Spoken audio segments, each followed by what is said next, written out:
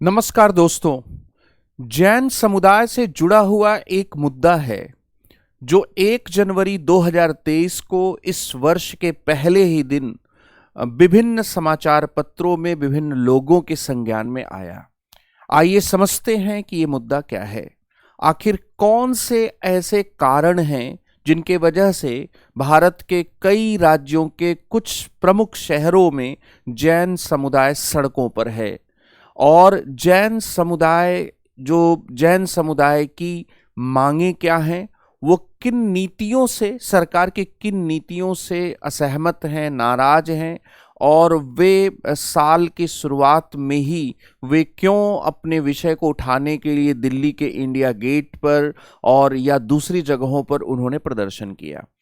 सबसे पहली बात तो ये समझना है कि किसी भी धर्म में कई चीजें बहुत इंपॉर्टेंट होती हैं और इसको लेकर पूरी दुनिया में काम हुआ। एक बहुत जाने माने एक विद्वान थे धर्म दर्शन के क्षेत्र के, रुडोल्फ आटो ने कहा था कि किसी भी धर्म में 3 बातें बहुत इंपॉर्टेंस रखती हैं। एक, प्रत्येक धर्म में कुछ न कुछ पवित्रता की भावनाएं होती हैं।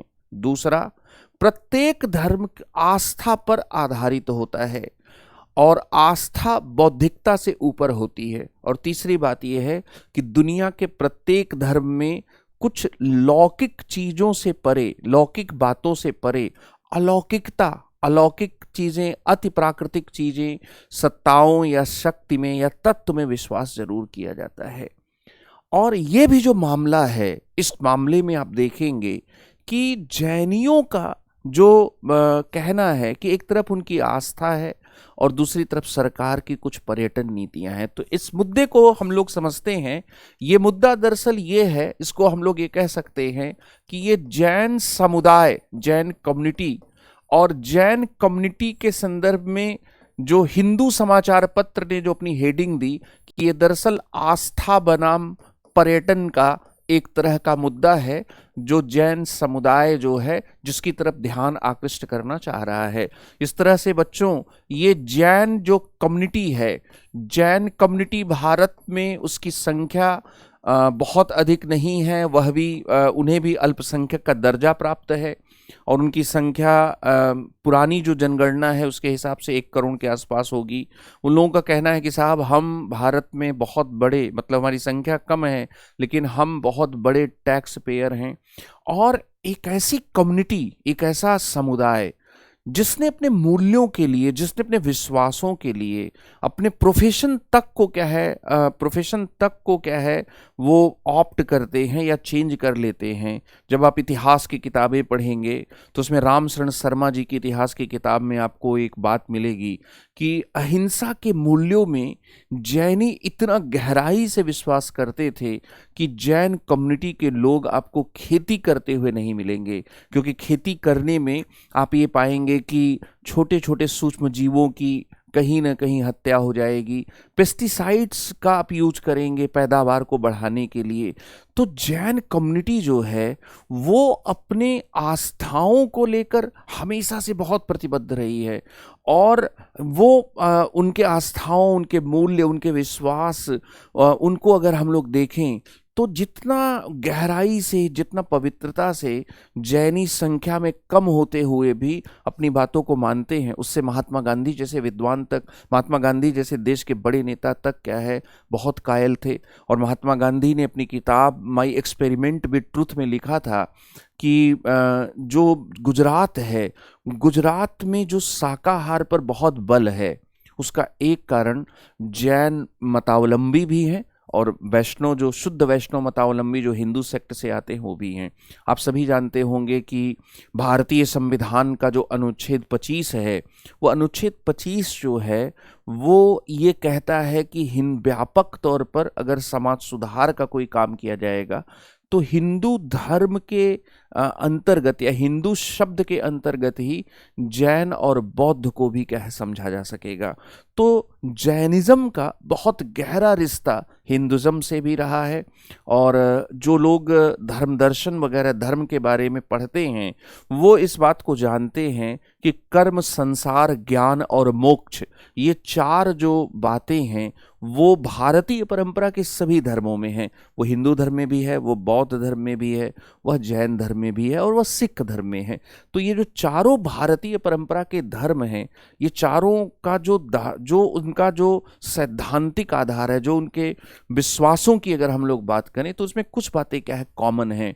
इसलिए हिंदुज़म से बड़ा ही एक नज़दीकी रास्ता रहा है। जैनी ये कह रहे हैं कि अयोध्या में जब आपका राम मंदिर, हिंदुओं का राम मंदिर बन रहा था, तो जैन तीर्थों से सम्मेद शिखर जी, पारसनाथ पहाड़ियों पर जो सम्मेद शिखर है, वहाँ से भी मिट्टी लाई गई थी।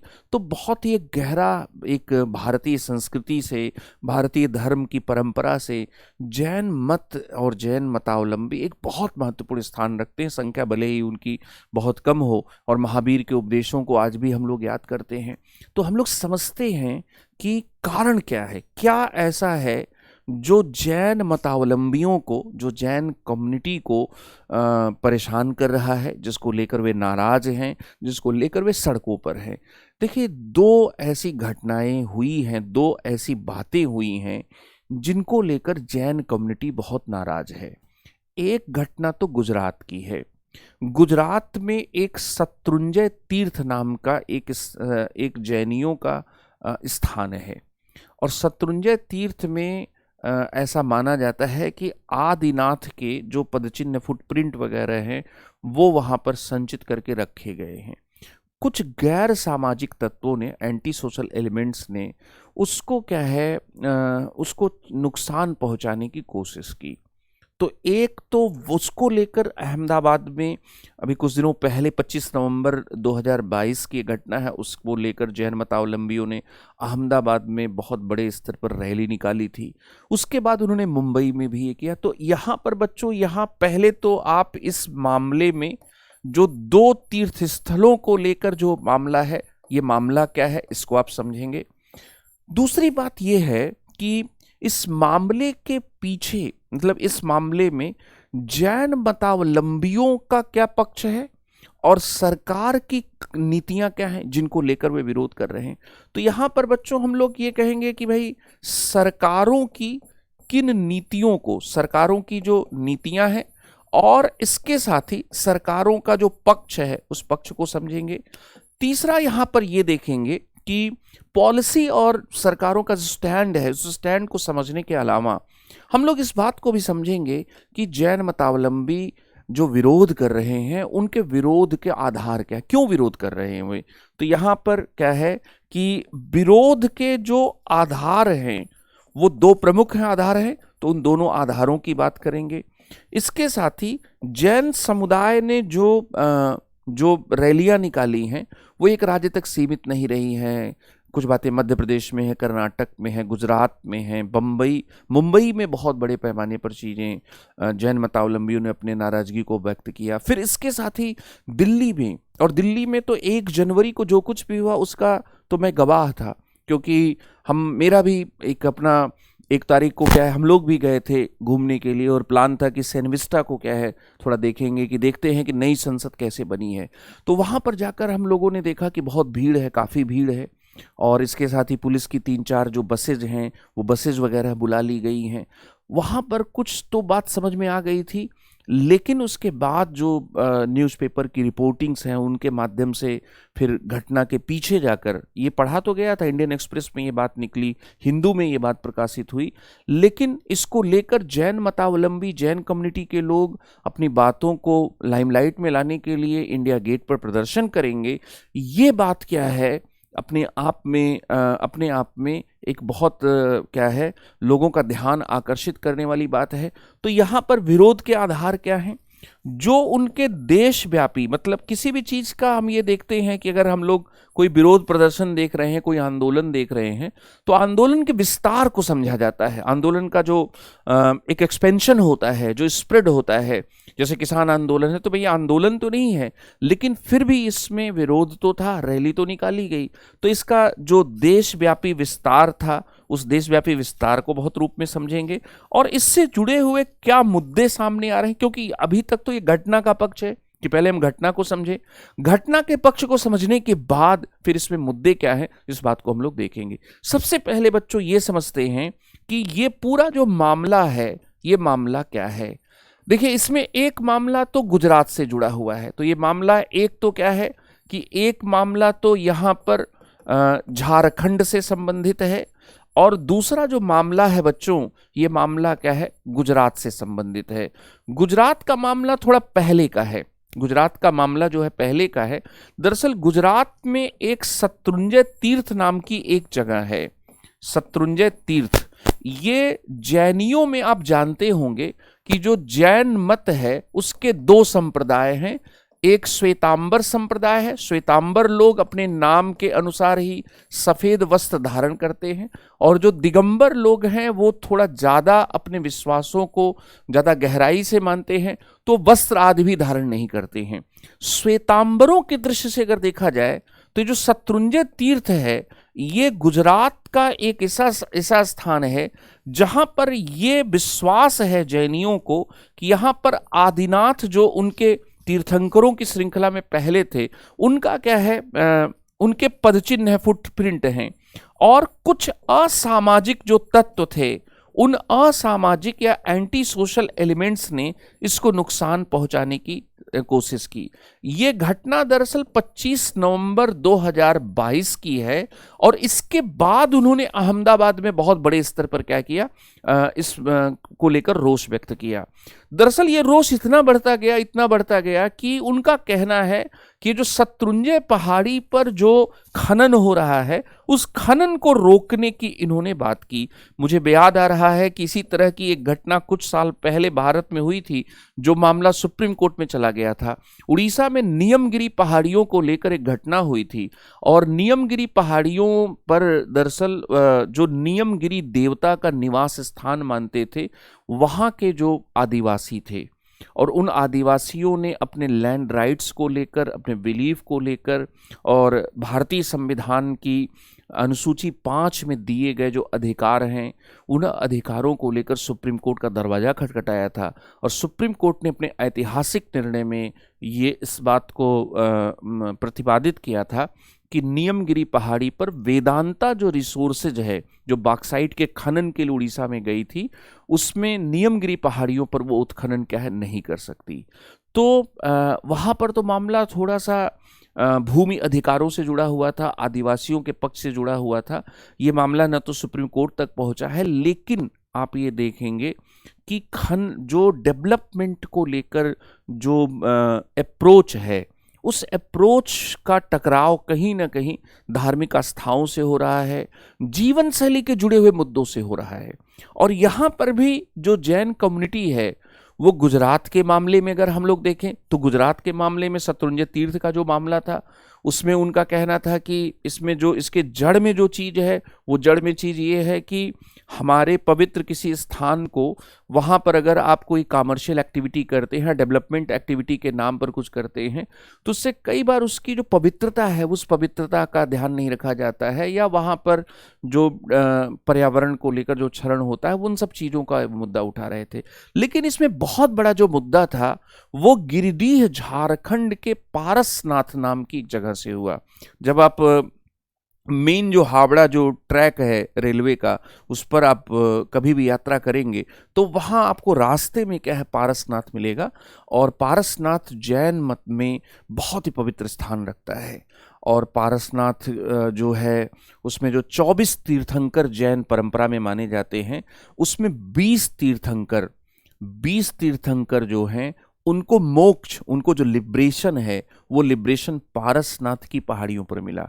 तो जैसे घर में जब हम पूजा करते हैं तो पूजा करते करते हम ये मानने लगते हैं कि ये बहुत पवित्र स्थान है और यहाँ पर चप्पलें पहनकर नहीं जाना है, यहाँ पर क्या है इसकी साफ सफाई अलग रखी जाएगी। अगर घर में मांसाहार का सेवन भी होता है तो उस कमरे को क्या है अलग किया जाता है। दरअसल वही सेम जो फीलिंग है उस फीलिंग को आप और अपर लेवल पर ले जाइए। और जैनियों का कहना है कि जो गिरिडीह में जो पारसनाथ पर्वतराज पर जो सम्मेद शिखर है, ये हमारे लिए सबसे पवित्रतम चीज है। और अब उस बात को आप याद करिए जिसमें ये कहा गया कि किसी भी धर्म में, रुडोल्फ ऑटो जर्मनी के एक बहुत बड़े विद्वान थे, उन्होंने कहा कि किसी भी धर्म में सबसे जो डिस्टिंग्विश फीचर होता है दूसरे सोशल इंस्टीट्यूशन से, जो सबसे अलग करने वाला फीचर होता है, वो सबसे अलग करने वाला फीचर होता है, उसमें पवित्रता की भावना होती है। मंदिरों में हम चप्पल निकाल कर जाते हैं, अपने घर में जो पूजा घर होता है वहाँ पर क्या है, हम चप्पल पहन के नहीं जाते हैं। दरअसल ऐसा कोई साइंटिफिक रीज़न यहाँ पर हम नहीं खोज सकते कि चप्पलें पहन कर जाएंगे तो धूल वगैरह जाएगी, धूल, डस्ट और इसके साथ ही बैक्टीरिया और ये सब फैक्टर्स को हम यहाँ पर जो हाइजीनिक और ये सब फैक्टर है उसके बियॉन्ड एक फेथ की क्या है जुड़ी हुई चीज़ होती है। तो दुनिया के प्रत्येक धर्म में एक पवित्रता की भावना है। जैनियों का यहाँ पर कहना है कि ये जो गिरिडीह में जो सम्मेद शिखर है, जो सम्मेद शिखर है, और ये जो सम्मेद शिखर है, इस सम्मेद शिखर में जो पारसनाथ जो पर्वत राज है, ये हमारे लिए बहुत पवित्र स्थान है। और इस पवित्र स्थान को, इसको पर्यटन के निगाह से, इसको टूरिज्म के निगाह से आप मत देखिए, ये टूरिस्ट प्लेस के रूप में नहीं देखा जाए, ये हमारा तीर्थ है, इसको तीर्थ के रूप में ही क्या देखा जाए। और इसीलिए हिंदू अखबार ने जब ये हेडिंग छापी कि ये दरअसल क्या है, ये फेथ वर्सेस क्या है, ये टूरिज्म का क्या है मुद्दा है, तो बिल्कुल यहाँ पर बात सही थी। दरअसल किसी भी जगह को जब आप तीर्थ के रूप में देखते हैं तो तीर्थ के रूप में देखने पर हमारा भाव अलग हो जाता है। और जैनी यहाँ पर कुछ बहुत महत्वपूर्ण इश्यूज को क्या रेस कर रहे हैं। दरअसल उन इश्यूज को समझने के लिए यहाँ पर जो मैंने पॉइंट्स लिए हैं बच्चों, उन पॉइंट्स को क्या आपको समझना पड़ेगा। दरअसल यहाँ पर हमें ये समझना पड़ेगा कि आखिर सरकार की किन नीतियों को लेकर जो जैनी हैं, वो जैनी दरअसल सरकार की किन नीतियों को लेकर क्या है विरोध कर रहे हैं। दरअसल यहाँ पर जो सरकारों की बात है उसको हमें क्या है यहाँ पर समझना पड़ेगा कि जो सरकारों की जो नीतियां हैं उन नीतियों को कहीं ना कहीं समझना पड़ेगा। सरकारों की जो नीतियां हैं उन नीतियों में हम यहाँ पर बांट सकते हैं कि एक तरफ झारखंड जो सरकार है उसको, उसकी जो नीतियां रही हैं और उन्हीं नीतियों की वजह से जो जैनी हैं वो विरोध पर उतरे। झारखंड सरकार और इसके साथ ही झारखंड सरकार के अलावा इसमें जो केंद्र सरकार की जो नीतियां हैं, इन दोनों नीतियों को क्या है हम लोग देखेंगे। देखिए, सबसे पहले अगर केंद्र सरकार की या सबसे पहले झारखंड सरकार की नीति को देखें तो 2019 में झारखंड में बीजेपी की सरकार थी और ये तकरीबन मुझे लगता है कि ये फरवरी 2019 का मामला है। फरवरी 2019 में दरअसल क्या है, इसको क्या है झारखंड सरकार ने इसको अंतर्राष्ट्रीय पर्यटन स्थल के रूप में क्या है विकसित करने के लिए क्या है यहां पर झारखंड सरकार के द्वारा क्या है बात की गई। अंतर्राष्ट्रीय पर्यटन स्थल के रूप में विकसित करने की बात का मतलब यह है कि पूरी दुनिया के जो जैन धर्मावलंबी हैं वो यहां पर क्या है आएंगे।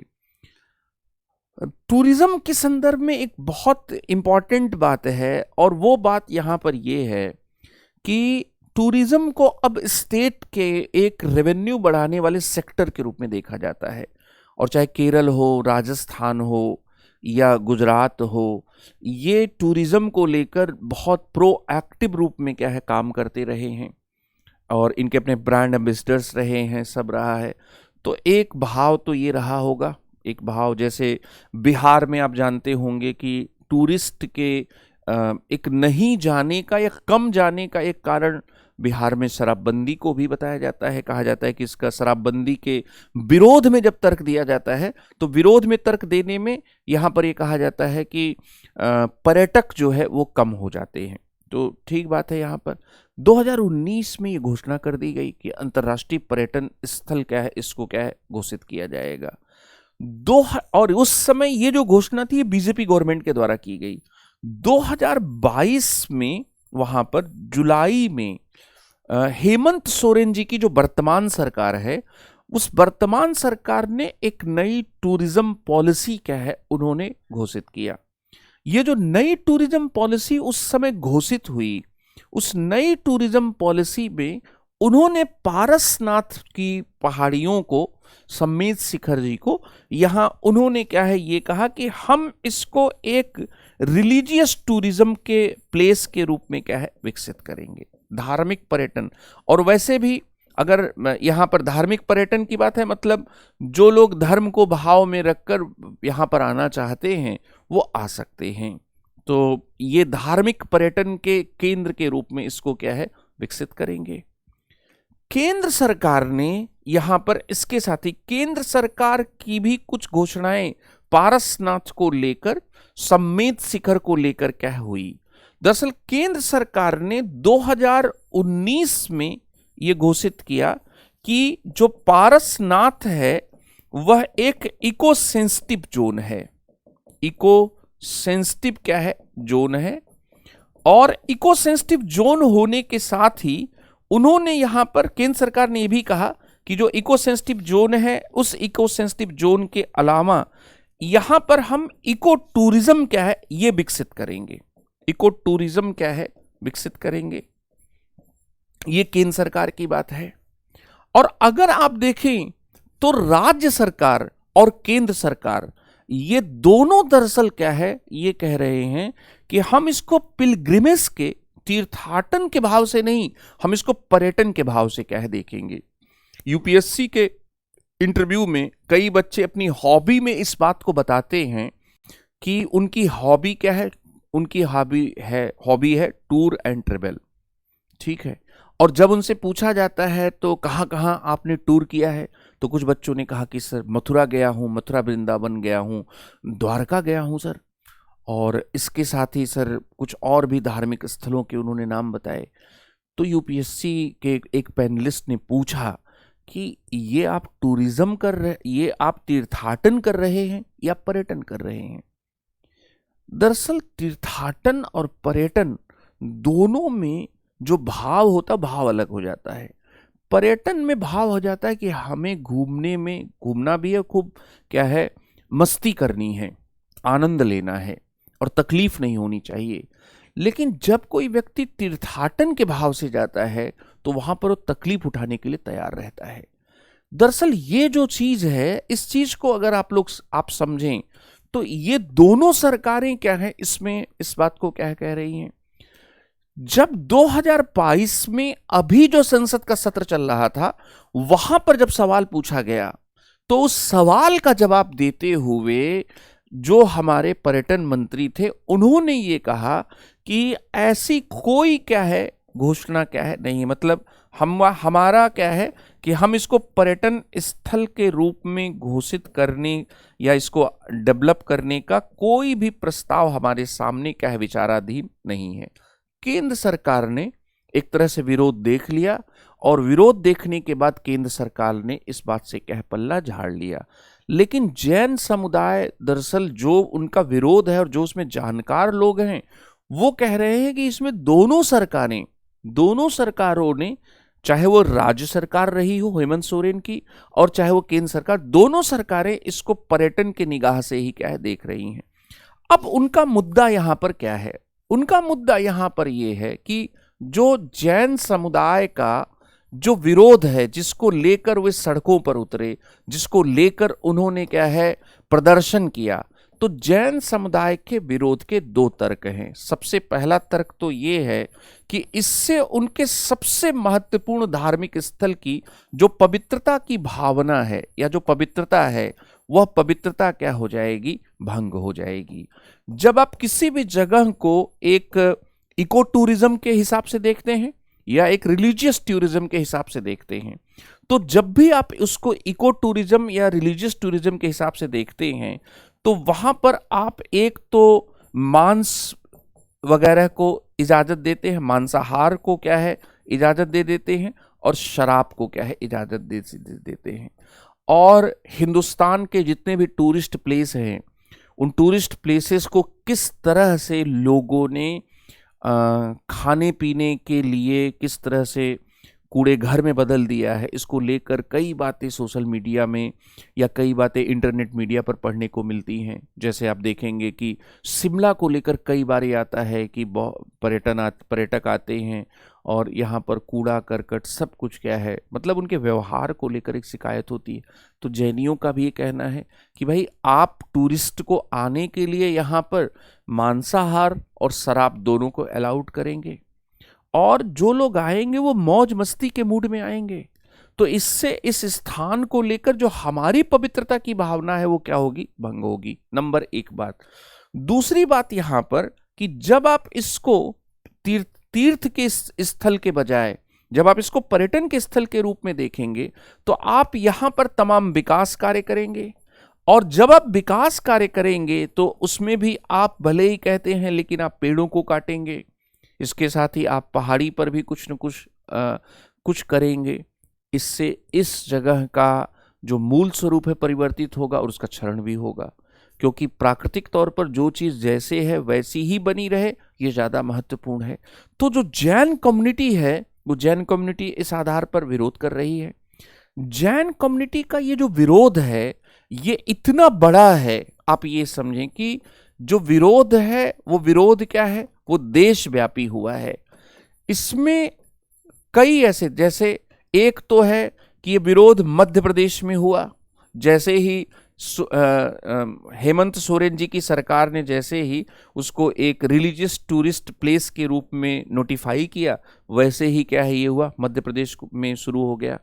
इसके साथ ही ये विरोध जो है ये दिल्ली में हुआ, दिल्ली के साथ ही ये विरोध मुंबई में हुआ, मुंबई के अलावा ये विरोध अहमदाबाद में हुआ, अहमदाबाद में भी ये विरोध क्या है हुआ, और अहमदाबाद मुंबई के जो विरोध थे वो गुजरात में जो घटना हुई थी उसको भी लेकर थे, और झारखंड की सरकार की जो पर्यटन नीति के तहत सम्मेत शिखर जी को लाने की बात थी उसके संदर्भ में भी हुई।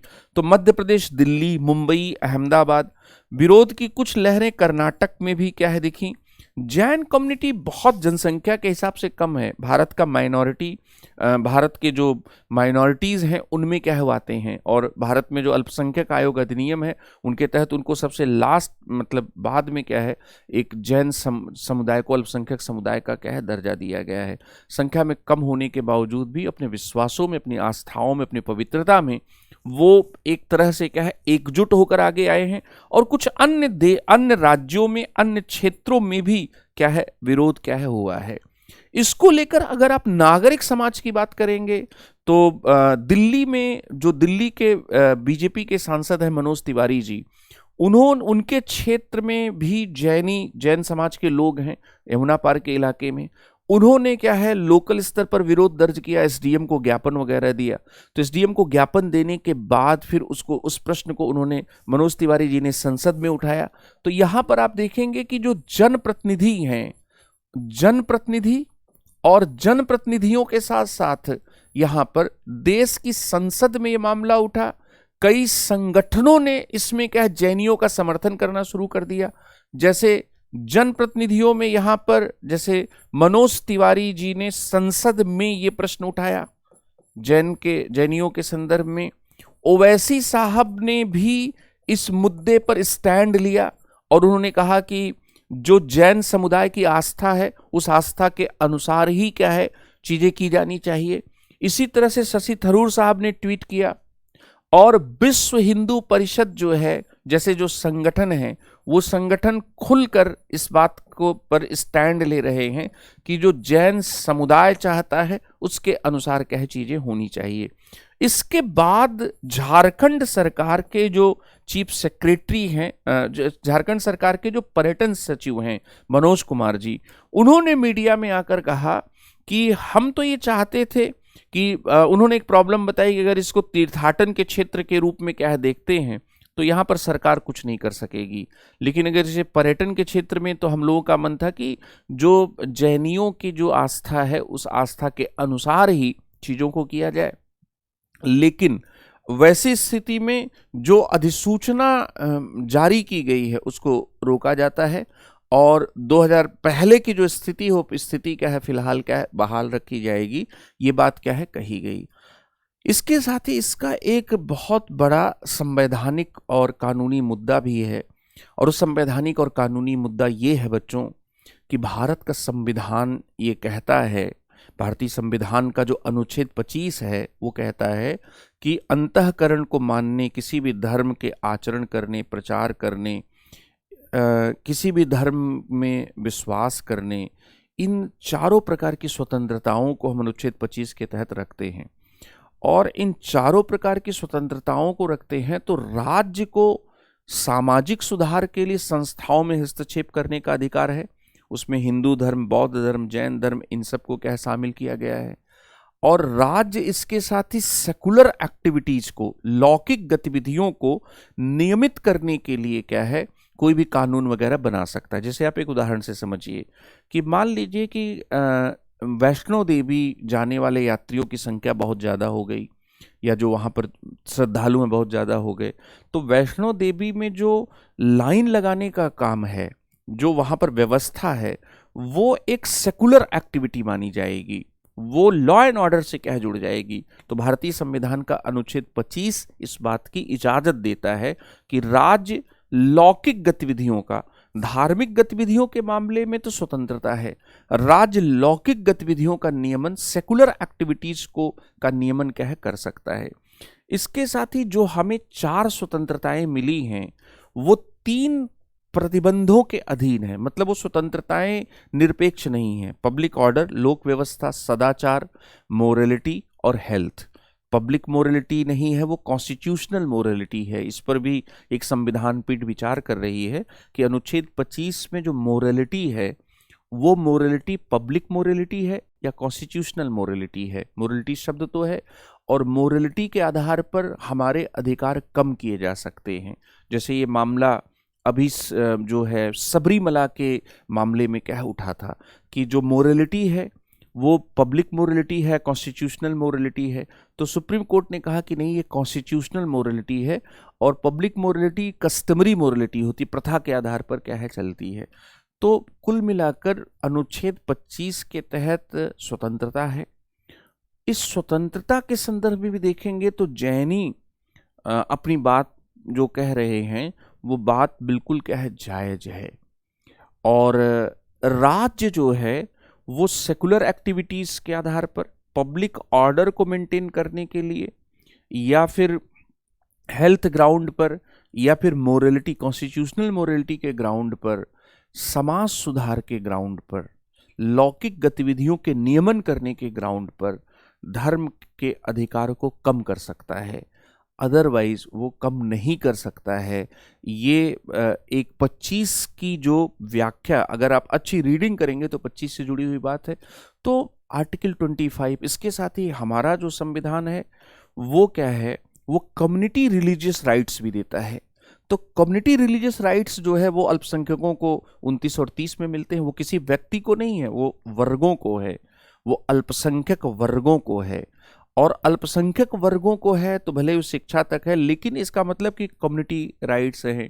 और ये कम्युनिटी राइट्स आर्टिकल 26 में भी हैं, अनुच्छेद 26 में भी है कि कोई भी धार्मिक संस्था बनाने का। तो इसमें सरकार की तरफ से दरअसल एक अच्छा स्टेटमेंट आया है, और वो झारखंड के पर्यटन सचिव की तरफ से आया है।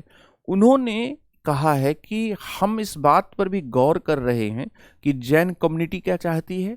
इसके साथ ही हम उत्तराखंड जैसे राज्यों को देख रहे हैं। उत्तराखंड में आप जानते होंगे कि केवल हिंदुओं के ही तीर्थ स्थल नहीं है। उत्तराखंड में एक बहुत पवित्र स्थान है सिखों का, हेमकुंड साहब। हेमकुंड साहब जो है उस वहाँ पर वो सिख धर्मावलंबी भी जाते हैं। तो झारखंड के पर्यटन सचिव मनोज कुमार ने कहा है कि हम इसको स्टडी कर रहे हैं कि उत्तराखंड जो है वो धार्मिक बहुलता को कैसे मेंटेन करता है। इसका मतलब कि ये मान लिया गया कि हम जैनों की, जैन मतावलंबियों की जो भावनाएं थी उन भावनाओं को समझ नहीं पाए। तो ये एक बहुत अच्छी बात है। और इस तरह के जो मुद्दे उठते हैं उन मुद्दों में हमारे अधिकारों का भी प्रश्न छिपा रहता है, हमारी आस्थाओं का भी प्रश्न छिपा रहता है। और इसके साथ ही पर्यटन को लेकर जो पॉलिसीज बनती हैं वो पॉलिसीज धार्मिक आस्थाओं के आड़े ना आए या धार्मिक आस्थाओं को कमज़ोर न करें, ये सब भी मुद्दे आते हैं। और इस पर कई बार आपसे विचारात्मक किस्म के, समीक्षात्मक किस्म के भी जो प्रश्न पूछे जाते हैं। तो ये है जैन समुदाय से जुड़ा हुआ आस्था बनाम पर्यटन का मुद्दा। बहुत बहुत धन्यवाद।